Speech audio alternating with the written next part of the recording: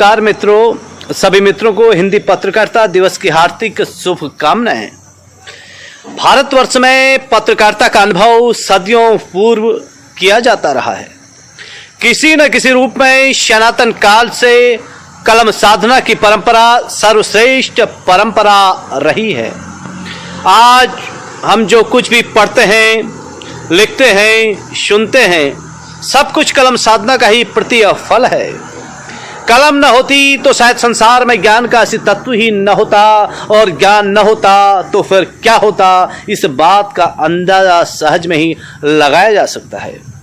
हिंदी पत्रकारिता के इस शुभ अवसर पर यह बात सामने आती है कि 30 मई 1826 को कलकत्ता में हिंदी का पहला समाचार पत्र उदंत मार्तंड का प्रकाशन हुआ था। पंडित जुगल किशोर शुक्ल इस समाचार पत्र के पहले ही संपादक थे।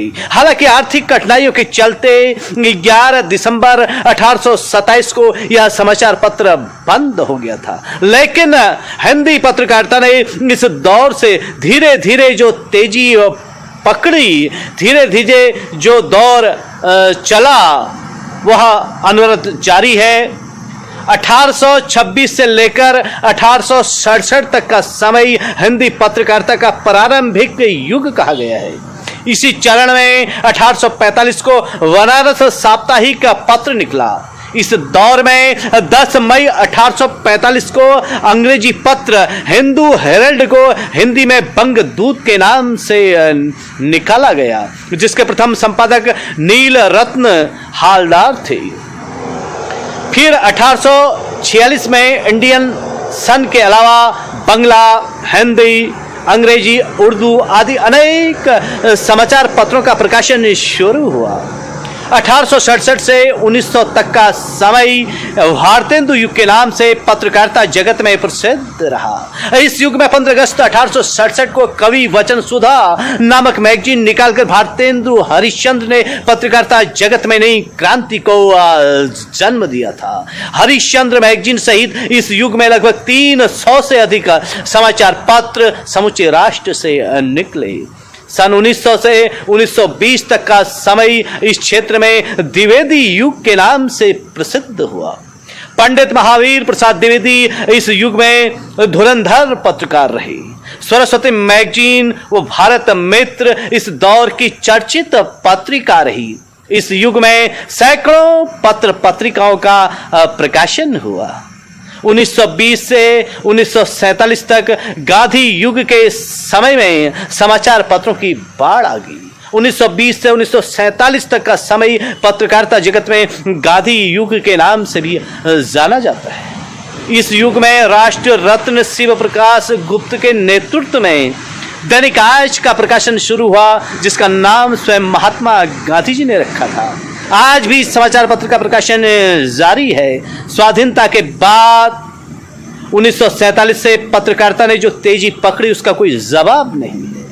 आज धार्मिक, राजनीतिक, फिल्म, स्वास्थ्य सहित अनेक विषयों पर पत्र पत्रिकाओं का आए दिन प्रकाशन हो रहा है। मिशन रूपी महान पत्रकारिता आज कहीं न कहीं व्यावसायिकता में भी तब्दील होते जा रही है। पत्रकारिता पर राजनीति का हावी होना भी अच्छा संकेत नहीं है, लेकिन पत्रकारिता का सौभाग्य यह है कि कलम की ताकत आज भी सर्वश्रेष्ठ है।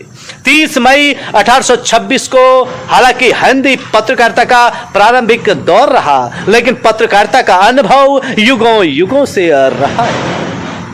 देवर्षि नारद इस पत्रकारिता जगत के आदि पुरुष माने गए हैं। इन्हीं के अथक परिश्रम के प्रभाव से सांस्कृतिक पत्रकारिता का उदय देवभूमि उत्तराखंड पर हुआ। रुद्र प्रयागे तन्वगिंग सर्वातीर्थ मुत्तमे शुभे श्री केदार महात्म्य के 63वें अध्याय के अनुसार देवाधिदेव महादेव की स्तुति कर देवर्षि नारद ने पत्रकारिता के पूर्ण रहस्य लोक कल्याण हेतु उत्तराखंड की धरती पर ही प्राप्त किए थे। उन्होंने रुद्रप्रयाग नामक तीर्थ स्थान पर शिव सहस्त्र नाम की रचना कर त्रिलोकीय दीपक संगीत रूपी पत्रकारिता संसार के सम्मुख रखी। तभी यह ज्ञान सामने आया कि नाद से वर्ण, वर्ण से पद, पद से वाक्य, वाक्य वचन से ही समस्त संसार की उत्पत्ति हुई है। इसलिए संसार नादात्मक है, अर्थात शब्द ही ब्रह्म है। यदि शब्द ही ब्रह्म है तो सृष्टि की रचना के साथ ही पत्रकारिता का जन्म हुआ है। भगवान शिव से पुरुष का कृत्य जो 6 राग उत्पन्न हुए, वे राग पुरुष के नाम से हमारे इतिहास में प्रसिद्ध हैं। इन्हीं में से त्रिलोकीय दीपक एक है।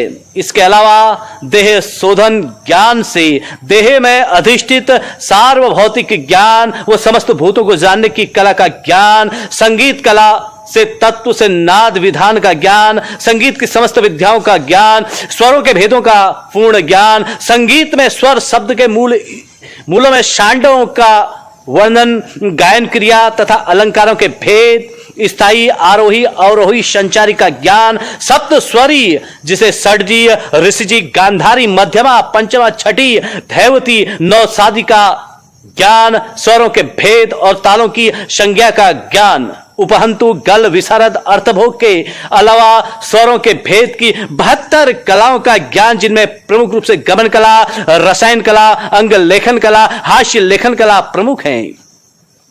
इसी तरह से पढ़ना, वचन, परिचर्चा, देव विद्या, कला, संग्राम, तांत्रिक, मांत्रिक, व्यवहार कला आदि के उद्गम करता देवर्षि नारद ही रहे हैं।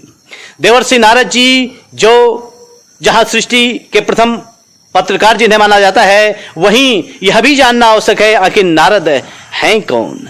नारद मुनि हिंदू शास्त्रों के अनुसार ब्रह्मा के 7 मानस पुत्रों में एक हैं। भगवान विष्णु के प्रति इनकी अचल निष्ठा है और लोक कल्याण के लिए सर्वत्र विचरना इनका प्रमुख धर्म है।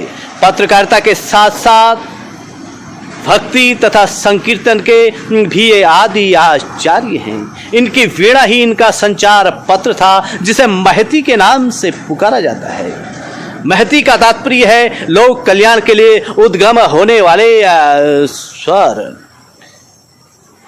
इनका उद्देश्य धर्म के प्रचार के साथ साथ लोक कल्याण के नारायण नारायण की ध्वनि को गुंजित करना भी है। ये सदैव अमर हैं और आज भी ब्रह्मांड के समाचारों का संकलन कर जीव के कर्म की गति के अनुसार जीवन का निर्धारण करवाने में इनका योगदान महत्वपूर्ण माना जाता है। इसलिए आदि पत्रकार ही नहीं बल्कि सनातन मान्यता प्राप्त पत्रकार हैं। पत्रकारिता के महत्व को गीता में समझाते हुए योगेश्वर भगवान श्री कृष्ण ने देवर्षियों में नारद को अपनी विभूति बताया है। इनके जन्म के विषय में यह कथा प्रचलित है कि पूर्व काल में नारद उपवर्ण नाम के गंधर्व थे। उन्हें अपने रूप पर बेहद अभिमान था। एक बार जब ब्रह्मा की सेवा में अप्सराएं और गंधर्व गीत और नृत्य से प्रभु की स्तुति कर रहे थे, आराधना कर रहे थे, तो उपवर्ण स्त्रियों के साथ श्रृंगार भाव से भावित हो वहां पहुंच गया। उपवर्ण का यह अशिष्ट आचरण देखकर परमेश्वर ब्रह्मा कुपित हो गए और उन्होंने उसे शूद्र योनि में जन्म लेने का श्राप दे डाला। श्राप के प्रभाव से वह शूद्र नामक दासी के पुत्र हुए। माता पुत्र साधु संतों की बड़े ही निष्ठा के साथ सेवा करते थे।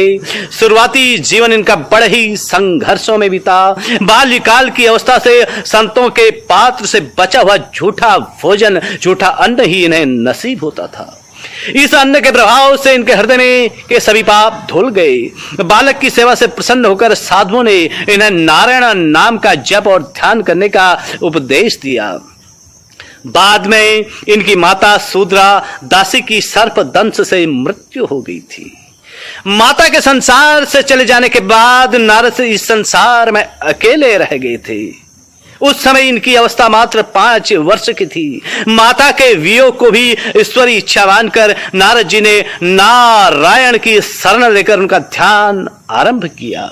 समय आने पर हरि के विरह में इन्होंने शरीर छोड़ा और बाद में प्रभु की कृपा से ये ब्रह्मा जी के मानस पुत्र के रूप में जन्मे और संसार को अपना धर्म बनाकर संचार को अपना धर्म बनाकर पत्रकारिता का आरंभ किया।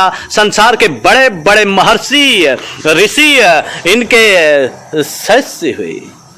इन्हीं के प्रभाव से संसार को राग भैरव, माल कौशिक, हिंदौल, दीपक, श्री राग सहित संगीत व लेखन की असंख्य जानकारियां प्राप्त हुई। इसलिए देवर्षि नारद पत्रकारिता जगत में अतुलनीय पुरुष रहे हैं और समय के बदलते स्वरूप में सम्राट अशोक के समय में नगर के दीवारों में लेख व समस्याएं लिखकर पत्रकारों ने पत्रकारिता की। मुगलों के समय में प्रत्येक जिले में वाकया नवीस के रूप में पत्रकार नियुक्त रहते थे। भारत में अंग्रेजों के आगमन से पूर्व सन 1550 ईस्वी में पहला छापाखाना लगाया गया, जहां ईसाई धर्म की पुस्तकें मलयालम भाषा में छपी। 1662 में भीमाजी पारख नामक व्यक्ति ने दूसरा छापाखाना लगवाया। 1664 ईस्वी में पहला अंग्रेजी छापाखाना लगा। 1772 ईस्वी में भारत में पहला सरकारी छापाखाना लगा। भारत में पहला समाचार पत्र निकालने का प्रयत्न ईस्ट इंडिया कंपनी के अधिकारी विलियम वोल्ट ने किया। 1782 में सरकार विरोधी गतिविधियों के चलते यह अखबार बंद हो गया। 1785 में बंगाल जनरल अखबार के संपादक को ब्रिटिश सरकार की नीतियां उजागर करने पर भारत छोड़ना पड़ा। 1790 तक पत्रकारिता एंग्लो इंडियन समाचार पत्र तक सीमित रही। पत्र अंग्रेजी में थे, प्रेस संबंधित कोई कानून नहीं था। 1822 में फारसी भाषा में पत्र मिरात उल अखबार राजा राममोहन राय ने निकाला। इस तरह चलते चलते 30 मई 1826 को हिंदी पत्रकारिता का उदय हुआ। गौर किए जाने काबिल बात यह है कि पौराणिक काल के पत्रकार देवर्षि नारद के अलावा महर्षि वेद व्यास वो संजय प्रसिद्ध पत्रकार रहे। नवनाथ, आदिनाथ, अनादिनाथ, कूर्मनाथ, भवनाथ, सत्यनाथ, संतोषनाथ, स्वामी मतेंद्रनाथ, गोपीनाथ, गोरखनाथ जी की गणना भी महान पत्रकारों के रूप में होती है। इनके कलम के प्रताप से रचित रचनाओं का विशाल भंडार संसार के सम्मुख है।